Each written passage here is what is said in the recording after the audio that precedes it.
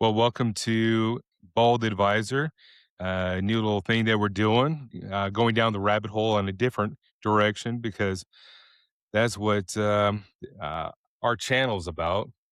Because Cody and I built a business together, Roads and Rabbit Holes Productions. And if you haven't caught the segments with Cody and his Colin and guests on turning down the rabbit hole, check that out. Tonight, we're going to do something a little bit different with Bald Advisor, talking about how men interact with your spouse, your wife, and be the man that you are able to be, and all that kind of stuff. And Cody decided he wanted to jump on this because he's super excited. Look at him; he's Yeah, like, I'm pretty excited. yeah, It's he's kind been of preparing all 13 minutes for this whole, actually, probably all day. no, we talked Wondering about it what is this this guy morning. gonna do? Yeah. Well, So how no, did this huh? no, I was just I thought it was cool. I like the crossover, trying to help you get your stuff going. For those who watch the rabbit hole, my friend Corey here is a very good. He helped me out a lot when my sister passed away 10 years ago, and we worked on a Jeep in my front yard, and that was kind of our outlet. Yep, for And 7 months. It was a lawn ornament. yeah, Did the house move and the Jeep didn't? Wasn't that it? I don't remember. the But house anyways, moving. I we, don't uh, understand the reference. we off-roaded a little bit and kicked the tires, cussed at that Jeep a lot, and, replaced, some of your tools. Yeah, we broke Yes. some tools. Yeah. Yep. And so we've been friends ever Some things since. might have gotten tossed around the shop a little bit. Yeah. What was that, 10 years? 10 years Going ago on 11? in January this month, 10 years. Yeah. And then a friend of mine came up with the idea of Bald Advisor because I would always throw out stuff. I thought they were witty. And he goes, I don't know if it's good or bad. So he would take the L and bald and flip it backwards and turn it down and put it a different color. He goes, it's Bald Advisor. You don't know if it's good or bad. I was like, I could work with that. And so I just never let up. And then I've been given some advice, and because I've been doing this hospice and all kinds of stuff since 2013, and I learned and grew through my own relationships and through doing all kinds of other things. And I kind of some people that have asked. Actually, one person that asked me, "Hey, can you talk about some certain subjects and stuff?" And so I was like, "Yeah, I can do that." And being in a marriage is pretty tough. Um, Yeah.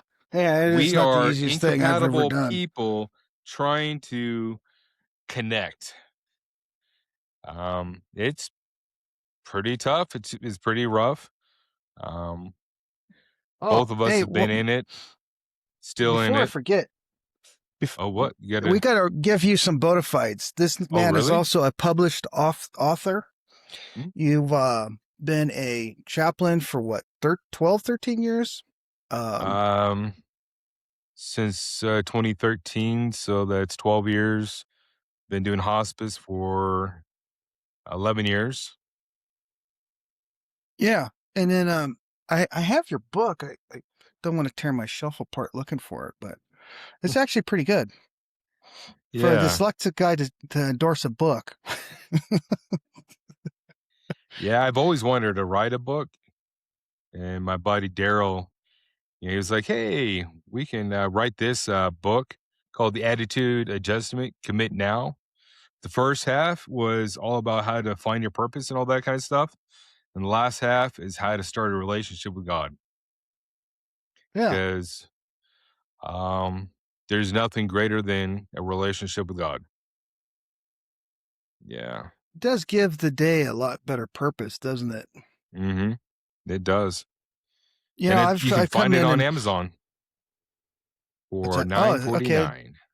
And Yeah. you'll find the link for his book in the the show notes Yep. and the description. I don't know. I've come in and out of my relationship with God quite a bit. Um, I remember so give you some context of marriage.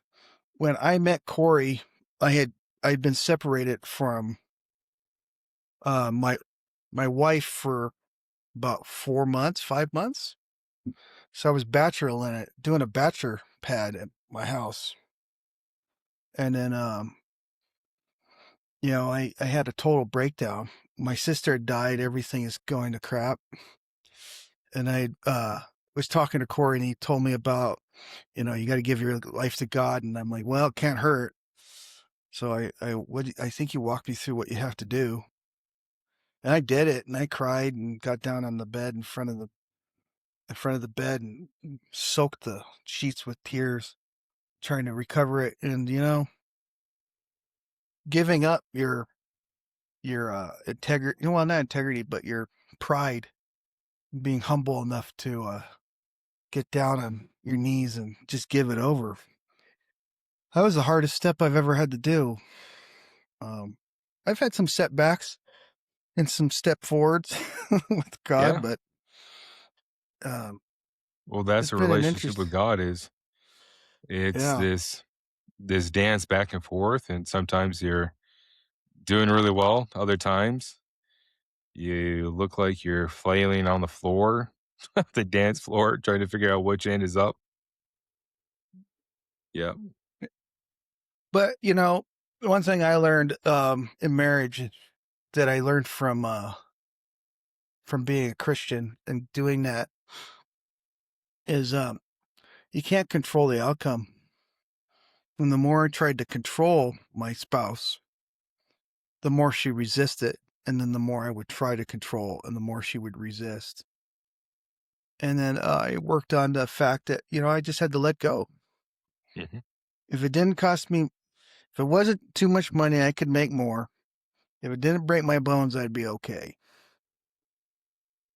So Actually, if I it did remember, break your bones, you still would be okay because you can heal from that. yeah, but if it didn't cut, in essence, large amounts of pain. And I Yeah. remember, my uncle had died before that. And we went to California for his funeral. My wife lost her wedding ring that same year. The 2015 was a horrible year. But when we got back together, when we were working on it, I went and bought her a new wedding ring. And I have a fundamental mental block against diamonds. I think they're a waste of space and air because they're not the rarest stone in the world. It's all salesman hype. The Beers has just made this stone worth a lot of money. But I walked in Worth and a lot of money? well, That's a they're not really. multi-billion dollar uh, corporation.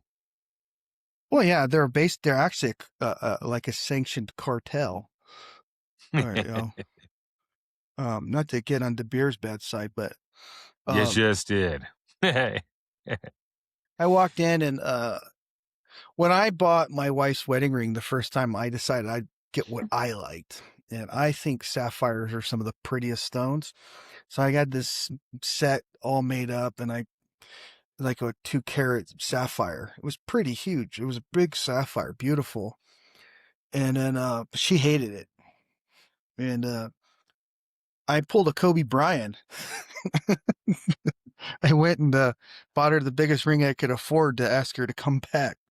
Took me 3 years to pay it off. So I still don't understand why you can go buy a car for the same price you can buy a diamond. Yep. Yeah, and you get tires, wheels, windows, engines. Yeah, but the ring will be with her forever and handed down generationally. The car eventually will fall apart unless Yeah, you keep it well, restore it. yeah. I've Yeah. had my car for what? Mine's a 2006. I don't know. I just don't like buying new cars. I like keeping the stuff I got.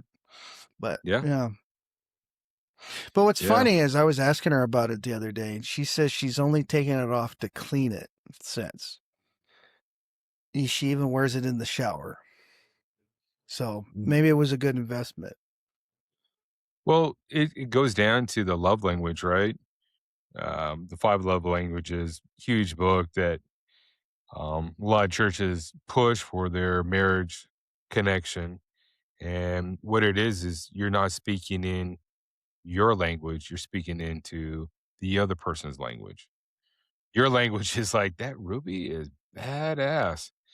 And her language is diamonds are what women want.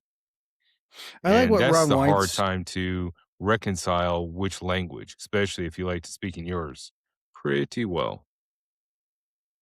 Well, yeah. Well, I had grown up reading that book, how to Total Money Makeover. So I hated spending money, and I actually traded up. It was right during Sandy Hook, and Sandy Hook had just happened, and I gun prices went through the roof. And then AR pistol I'd built, and I took it into the gun store. I don't know if she was more mad that I traded the gun for a gun and $1,000. So I got a 45 and $1,000 and went and bought her a wedding ring. So I was like, win-win. You know, Yeah, I yeah. get a gun, Well, she gets a ring. So and what did we learn from that? Don't tell her how it happened. So my daughter don't lost have her waiting in the car when you're doing the gun deal in the gun yeah. store. Yeah. So when my daughter was young, and I don't talk about this, um, and don't never bring this up. When my daughter was young, she borrowed a wedding ring from my wife, and the one that I bought her from J.C. Penney's because that's all I could afford back then. And she lost it. Wife went berserk, all that kind of stuff. And I was already thinking about, I wanted to get her something nicer because I'm making more money. Back then, I think I cleared 2 grand going to school and all that kind of stuff. So I didn't have very much. So I got something that it was probably 2 years worth of wages for me, and found this store that was um, it was going out of business, right? Oh, I And was with you when you did that. you were okay. So No, I yeah, we went went into in. that. No, what was it? I was there. You had chosen it, and I was there with you when you went to pay for it Okay, and pick it up because you had to have it resized or something. Yeah. so and my wife was like, "Hey, I don't care what it is. Let's get a cheap one, all this kind of stuff." And it's like, "Okay, sure," but I've already found the ring, and I already had it set up so that it would go to the same place, and have the lady show her the ring and all that kind of stuff. We looked at others. I was like, "Hey, let's just check out. Let's talk this through. Let's just check out what I think it was pretty awesome." And so we went in. She saw the ring. She put it on. Oh, that's so amazing! But this other one, I already bought it and that kind of stuff. I was like, all right. So we go back out in the car and she goes, I really want that ring. I don't want the ring that I chose, blah, blah, blah. I want the one that you chose. Pre-set up. The lady took it, put it in a box and all that kind of stuff. And I was like, well, let's go in and buy it. And without her knowing it, I had the lady also set it up so that someone else is looking at it and they might be buying it. And, you know, That's pretty, little yeah. sly type stuff right there. You go in and like, "Oh, yeah, this other couple's looking at it. We'll let you know. We'll give you a call." It's like, "Okay, all right." And get into the vehicle, return the other one. I call and like, "Oh, yeah, they decided to purchase it." And I was like, "Oh, that's so sad." I told my wife, "Oh, that's so sad." And I set up a time about a couple weeks later because I got another one of her rings that fit her, had it resized, and I actually had my daughter with me, bought the ring. My daughter wasn't really clueless about what was going on, and I reproposed to her at a vegan Thai place where I live. Yeah, you should never eat at a vegan Thai place. You need to eat real meat. Yeah, because that's the tasty stuff. And she I was get so we've been friends shocked. long enough that you knew where I was going with that, but okay, yeah. Yep. So, yeah, women, they look at things a little bit differently than us guys. They look at us guys differently.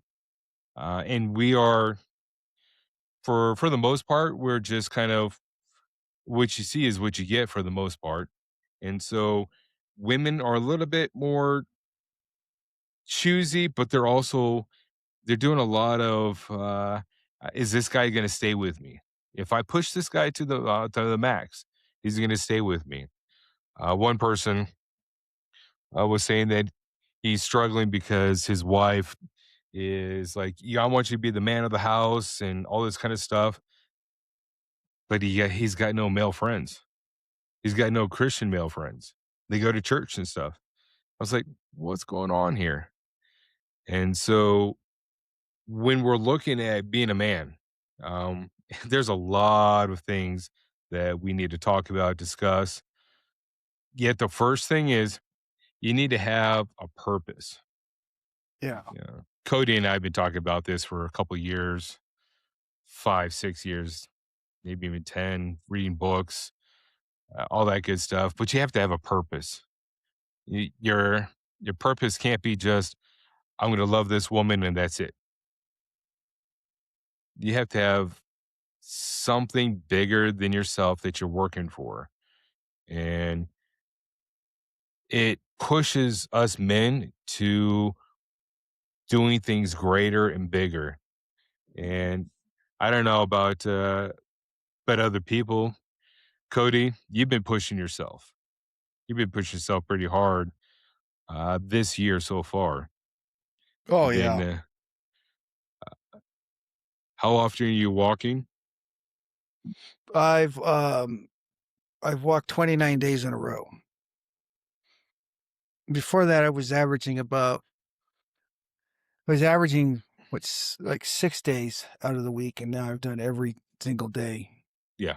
And then I mix it up by like one day of the weekend I go hiking with I take my daughter go hiking, which she just loves. Yeah. There's videos on that. Yeah. Yeah. My daughter loves it. I love spending time with her. That's all I want to just spend time with her. Yeah. And that's part of our identification.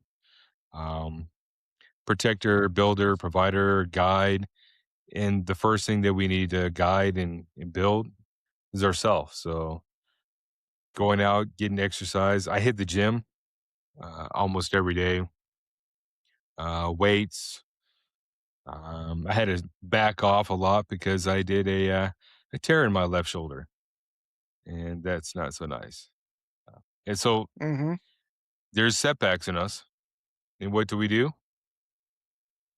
We refine it, get help, get strong, and then go back at it again. Um, but when we're looking at it, pushing ourselves physically, whatever that looks like, cardio, weightlifting is two really great things to do. If you don't have it at home, start out with push ups, sit ups, and all that kind of stuff. It'll get you into it, but it stabilizes your mood, stabilizes your mind as you are starting to see changes in your body. The fat kind of starts to dwindle away. People are like, hey, are you doing something new? You look a little bit different. And that's when you say, no, There's the days there you every go. yeah. Yeah. So, yeah. Yeah. What does it And say? people will I'm not notice, too but if you're doing it for yourself, build yourself, grow yourself, all that kind of stuff, physical strength. And just, what's going to happen? You're going to have to watch what? Less movies, less TV shows, get off that ticker talker, get off of all the other social platforms just for a well, little while, right? You the know, thing I you- like is I get up at 4:30 in the morning Mhm. and I go for 2 hours and I got it. I'm down to what a 20 minutes 30-second mile. Just huck it, call, and it is cool to start the day one with a workout like that. Because you're if you're really moving, walking, you're burning some real calories. But it gives you time to like get clarity, work through problems in your head. Because at 5 o'clock in the morning, ain't no one answering the phone, so it's not like you can get caught up in talking to someone. Yep. Trust me, I've tried to call Corey, he don't answer. No. Go figure. At 5 in the morning, no one is answered. No. Um, Even if when I was up, I don't answer. That's my oh, time. is that Yeah, it's my time, but the thing, unless there's the, something going on.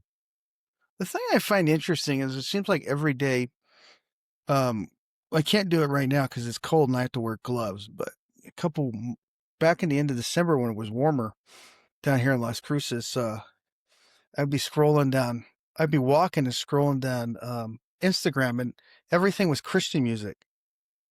Just scrolling down Instagram, Christian music, and if one would come across that I'd heard before that I hadn't like listened, and it would just bring me to tears. Like, was that battle on knees? Is that what it's called? Mm, But anyways, and I think I was sending you like a different one every morning. Like, yeah, check this song out. This is our battle theme for today.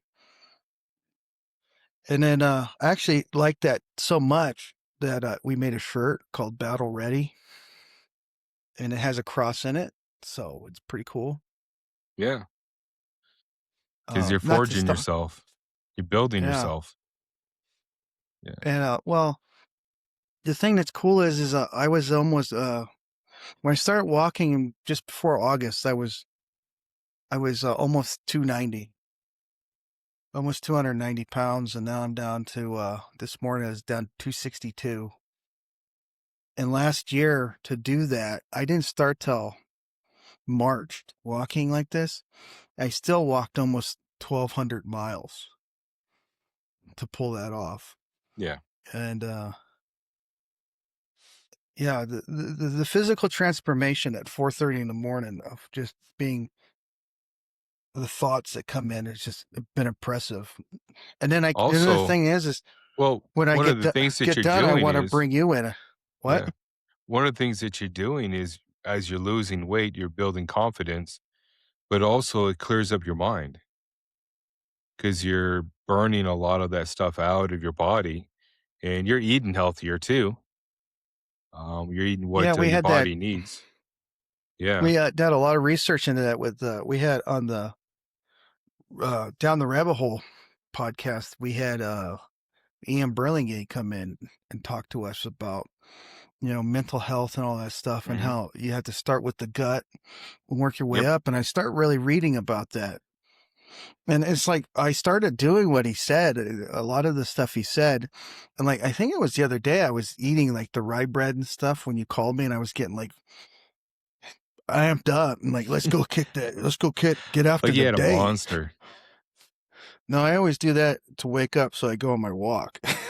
Yeah. So But it stabilizes your mood, gives you purpose, reduces anxiety and depression, right? It so people have mental disorders, right? It oh does it yeah. take place of medication, all that kind of stuff? No, but it will help. It will increase your mood and all that kind of stuff because you got the endorphins running through. You got positive stuff going through your mind. You're also pushing past what you usually do. So you're getting up at 4:30 in the morning. Nobody else is up, and you're doing something that nobody else is doing. And so it gives you more empowerment. So when you think about these things, it's empowering you. And so it's changing your mindset. And this is what it is. It's a mindset. You're doing the gut thing, eating better food and stuff like that that helps give you clarity and that kind of stuff. Then you're also getting the exercise, and it's all changing that mindset that you can do things, that Yeah. you're good enough, and you're getting strong, you're building yourself, and so that comes across as confidence. And a lot of guys lack confidence, lack any kind of a success. And so by pushing that, also, increasing your speed, walking faster, you go from a walk to a walk run, to um, you walk and then you run for a count of 10. There's all kinds of stuff that you can do that increases your heart rate and all that kind of stuff. And it just pushes and pushes and pushes. The And the thing that's finally, interesting oh, yeah, go ahead. thing that's interesting is my heart rate's actually come down. I was going through the records with my doctor, and we were looking at all the records from the phone. When I started out, started out at a 26-minute mile, and my heart rate was like 112 the whole entire time.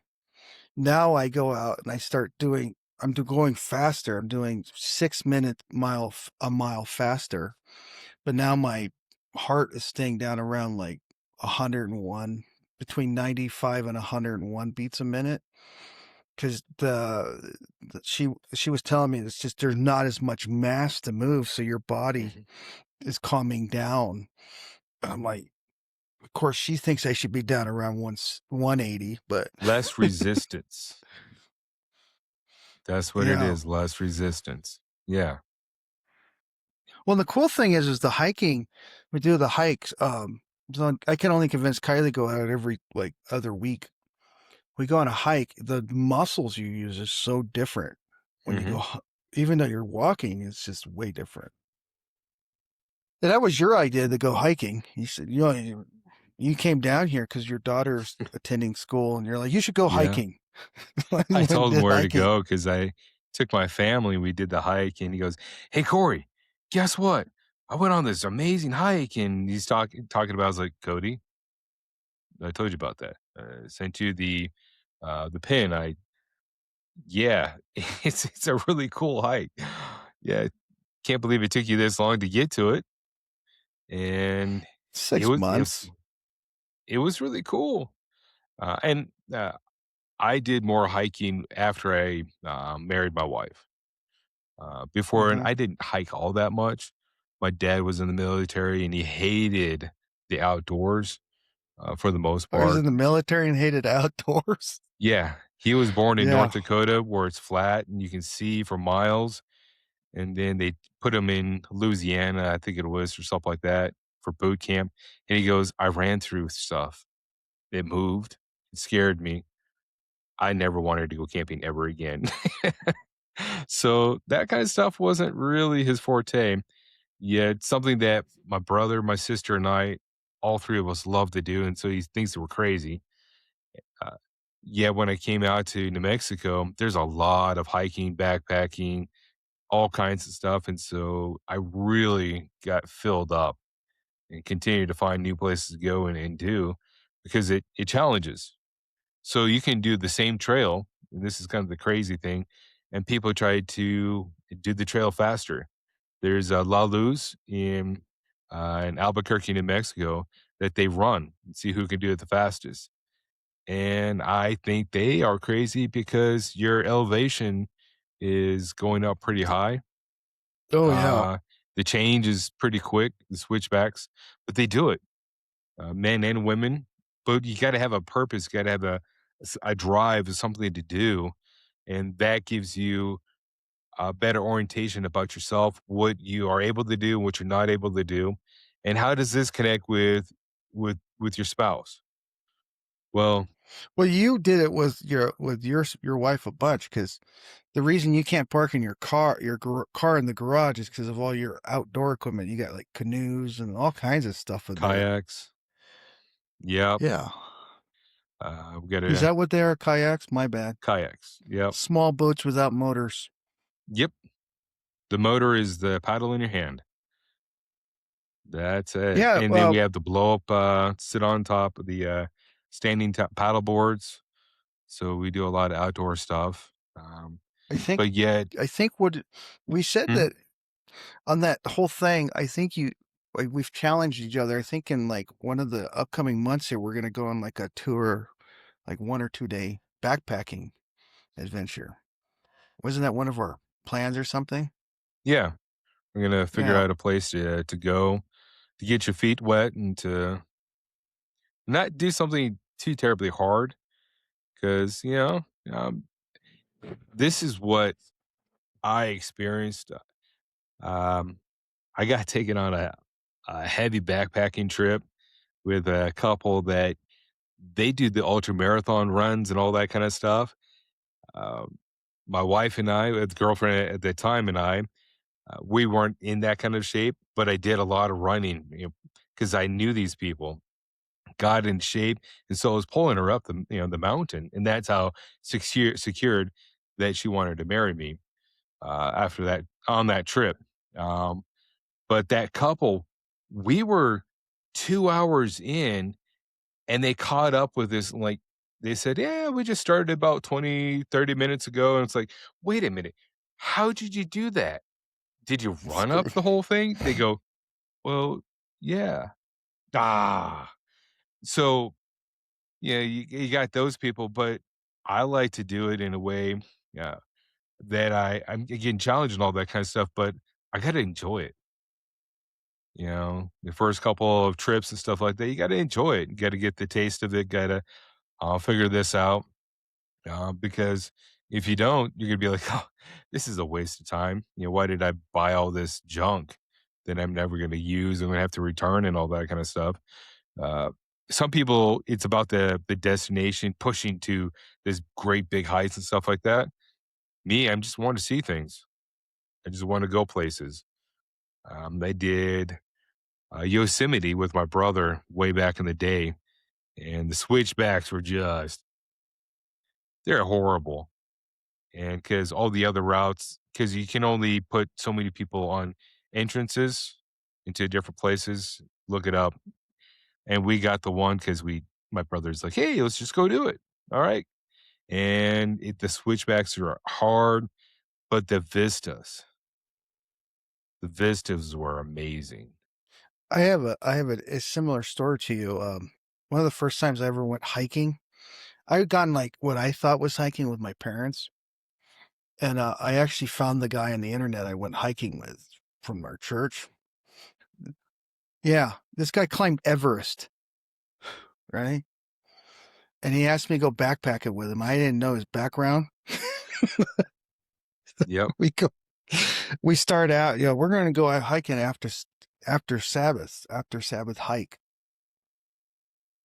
We hiked for like 7.5 hours over the top of Cuesta Peak, and there was a car waiting there for us. No cell phones, nothing. My parents were losing their damn mind because I was like a 2 hour hike, and I ended up going over. We got done at like 1 in the morning, Yeah. and so that whole like scaring people off real early. It's like kind of. But the funny thing is I learned from that you can push through a lot of diversity. Like I was horribly out of shape when I did that. And I was a cyclist. I wasn't really a hiker when I was in high school. I did a lot of, 100K bike rides and stuff, Road biking. road bikes. Yeah. And so I had muscles, but not the same. And I had gone over that mountain and I had to push through that. Yep. And I didn't bring enough water. I didn't bring enough food. Oh, I thought it was like a 2 hour hike. We are going to go up and see a cave or something. No. And then, so that's when I learned how you pull the thing out of the water and like filter water and all that stuff while we're on the trail. And yeah. But the thing that I took away from that is you can push your body through a lot of pain hmm. because there ain't no way back. You have to go forward to finish. So, and that's actually helped me a lot in my life because I often think back to that moment of like, you know, as long as you keep moving forward, they can't kill you. Yeah. And that's what helped me through my marriage is I would remember, I've gone through some really painful things. Just keep going forward. Um, when I was up in Alaska, I went and had to hike into like rail spurs and stuff. Like you'd spend a whole day hiking into the rail spur because there was an outage and you couldn't get in there. And I just remember, well, I went hiking with Peter Nelson. So There you I go. could do. It was an interesting. You have those life experiences where you don't realize what you're getting into and how it'll affect you later in life. And that was probably almost 40 years ago. Third, no, it was like 15, 16. Yeah, so like 30 years ago. But that finding that mental fortitude to finish things Yeah, is how when I was separated from my wife, um, I thought I could fight my way through and mental fortitude my way through. It's when you have to learn how to just back off and listen. yeah. You know, But also, you knew how to uh, go through challenges, and but you also had to figure out how to humble yourself, and that's not the easiest thing for anybody to go through. So you're humbling yourself. You're trying to figure out how am I going to accomplish my mission, this mission of reconnection and all that kind of stuff, and getting help, getting guides. Um, but also when you do your strenuous workouts and all that kind of stuff, you also look like a person that can protect and keep your family.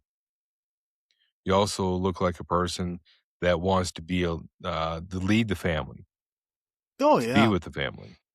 I And think it's so, funny that I use that with my daughter. Like, there's no way back. We got to go forward.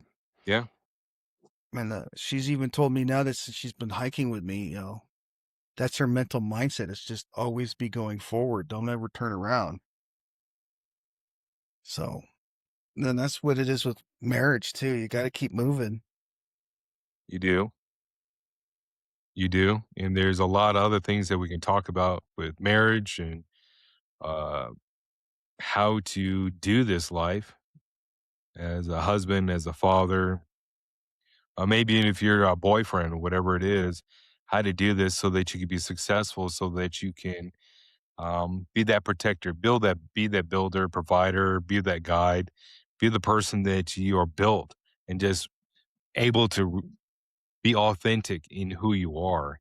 And I think that's what a lot of men are looking for, how to be authentic and to thrive in this seems like oil and water type relationship. Yet it isn't oil and water, it's two that are actually mixing together. It's just the two don't know how to mix, don't know what their strengths are, what their weaknesses are, and how to be that person for each other. That's the hard part. And then how to be a masculine man in this world that says, yeah, masculinity is toxic, which is an oxymoron because masculinity is never toxic. Femininity is never toxic. But people like Well, to put adjectives in front of these things that don't belong there. And we are I built think that for it's, bigger and better. um, I think it's frustrating to me when they put the word toxic masculinity. And, there's different kinds of male masculinity. And I've never thought like a real male, masculine male is not necessarily like buff and stuff. So to me, it's always meant like born leader. Be a leader is masculine leader. And, these guys that go out, this beta male stuff and submissive and you can be passive without being submissive. You can, you know, give in and save up to fight your battles without being, you know, you know, what I'm saying? I'm making sense here. You don't have to be. You can still be a leader and be and compromise. And actually, some of the best leaders I've ever worked with, compromised. Listened to what the other Hmm, people had to say. okay. That's what I mean. They listened and worked through a problem, and they would like you have a certain way to do it. And it's like I think the hardest thing I ever had to learn was is my wife would have an idea of how she would want something to done, and I've done roofing, framing, finish work, did building maintenance, all kinds of other stuff. I've done a lot of jobs, and You know, the one thing I learned, and I tell my friends, is you go and try it her way, and if it doesn't work, because it might work, then she'll listen to you. Then there's been a lot of projects that we've done it her way, and it's still got the same result. Yeah, But then you get the fun of working together, and I just like passing that wisdom on to people. yeah. And some people, some guys, that's gonna work. Other guys, they need to just talk it out because wife just needs to be heard, right? And Hmm. need to just, how is this gonna work? What's the logistics? What's the emotions in it? What Hmm. is it gonna feel like when it's done and all that kind of stuff? And that's hard work. When it comes down to being a husband or father, someone that is more purpose driven, not emotionally driven, and just kind of asking those kind of things and acknowledge it. Hey, this is going to feel great and this. All right. So, how can we get it done? This is what I bring to the table and how I can do this. We can get this done. How can we do it together? Or is Hmm. it, are you just asking me to get it done? Or, what is this conversation supposed to be like? And so it all depends on who that spouse is, how she thinks, how she acts, what's her motivation. And some of them are like, "Yeah, this is what I want. Make it happen." And then you go, "All right, let's do this." Yeah, I have a lot of friends that have. I'm very fortunate. My wife just is this is what I want, and then you could just go tackle it. You know, become mission oriented. Hmm. I have other friends of mine that their wife wants to be the boss, just tell you how to do it. And it's like, well, okay, then you make a guy that's afraid to have independent thought and go out and try to tackle it on his Hmm. own because you get basically a servant, not a partner. Yeah.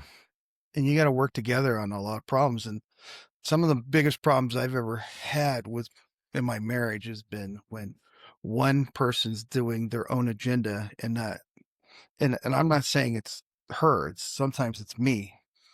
Because when you work together with your spouse, that's the best outcome. You can get a lot done because you're combining, mental power and you're seeing a problem from more than one angle. In from my short life, a lot of times it comes out as fear. Yeah, I don't have control over this. I don't have the control over this person. There's all kinds of things that happens. The insecurity, you know, can do all this stuff without me. Then what am I? Who am I? Or my dad did it this way and all this kind of stuff. So you have to do it right his way. And those women, they lose. They lose every time because what you're doing is you're destroying another person's identity, self identity, and you're trying to create a different identity, a substack within that person. And that's not who that person is. Your dad is your dad, your mom is your mom, all this kind of stuff. Your husband is your husband, and your wife is your wife. And if you try to recreate them into someone that they're not meant to be, that's when things fall apart, fall away. That's where divorces happen. How can you be with someone that's trying to turn you into their father, which is a creepy thing to think about, totally. If your wife is trying to turn you into your father, you need to have some deep conversations about why. Why did you marry me? Because if you want me to be your dad, um, I'm a husband. I'm not your dad. I'm our kid's dad, but I'll never be your dad. Hmm. I will be your husband, your workmate, and all that kind of stuff. But your dad will always be your dad, and no one can replace that. So why would you want, unless there's some kind of a ancestral type stuff that's happening or something like that, which is, yeah, I need therapy, more therapy than I can give. That's a PhD therapy right there, and they need to walk away because there's something that that person is wanting and needing, and you will never give it. ever give it.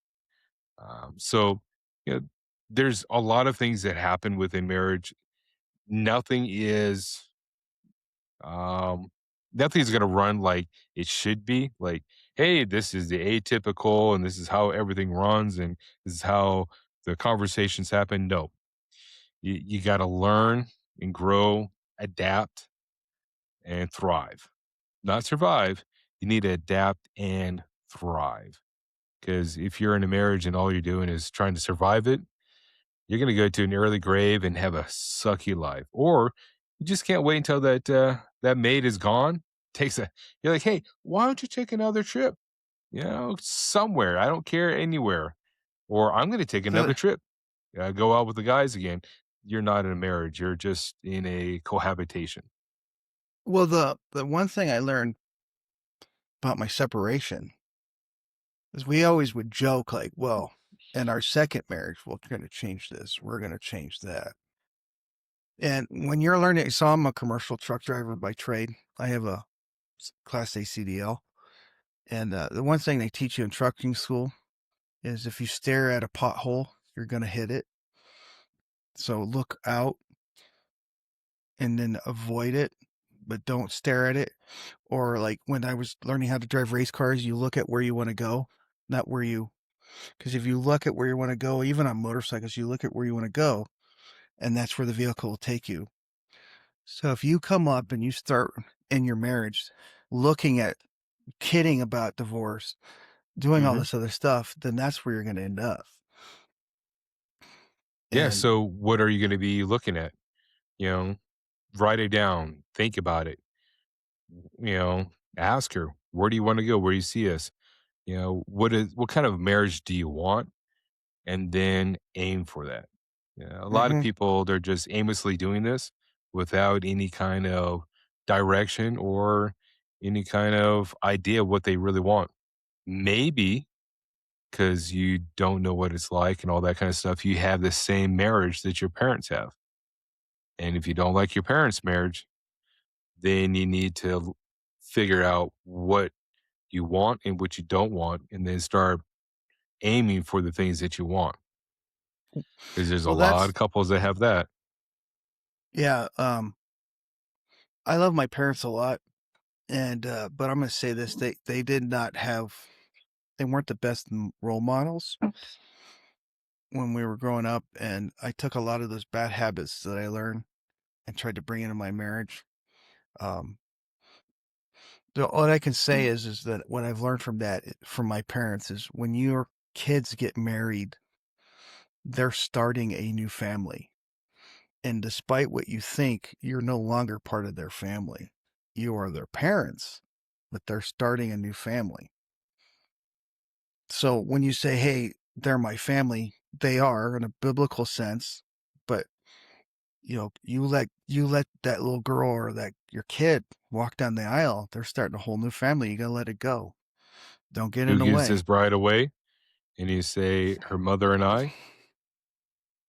That doesn't mean that you get to grab it back and say, oh, no, you don't. Yeah, there's none of that no return policy, right? I've seen those videos.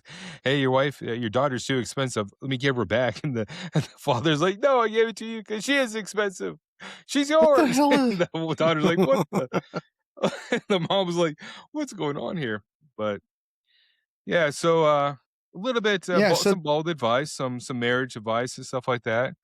Maybe we can do a couple more of these and see how it goes. But we yeah. wanted to keep this short so that, yeah, Oh, yeah, it's we're not a taking up little bit over time. two, Yeah. 3 hours because the other podcast is like 2 hours ish. And sometimes it's super intriguing. But this, we want to keep it a little bit shorter so that you can get a little bit more meat and and Well, more ideas of what to do. the other podcast is more like, a lot of conspiracy theories and, like, taking stuff to the into a whole different dimension. Hmm. When they say when the name rabbit hole is very deliberate because we Yep. go off in some deep rabbit holes, man. Yes, we do. So But if look you gotten for, this far, we appreciate you guys from coming and listening to us. And if you have some ideas, um, we'll put the link into the description. Also, email if you want to like say, hey, would you mind talking about this or that? You can do that. If you have other comments, I'll just delete it. That like you suck or something. I'll just delete it because if you're really in it and you want to better your life, yeah, we can help you because Yeah, we know what the opposite looks like and feels like, and we're not doing that again. And if you want to know what it's like to have a good marriage and all that kind of stuff, and we can guide you down that road so that you can have the best bald advice that's possible. exactly. Yeah. Well, thanks for listening and tuning in, and we'll see you again. Yeah, and don't forget to like and subscribe in the comments. If you want more of this kinds of stuff, like and subscribe. Thank you.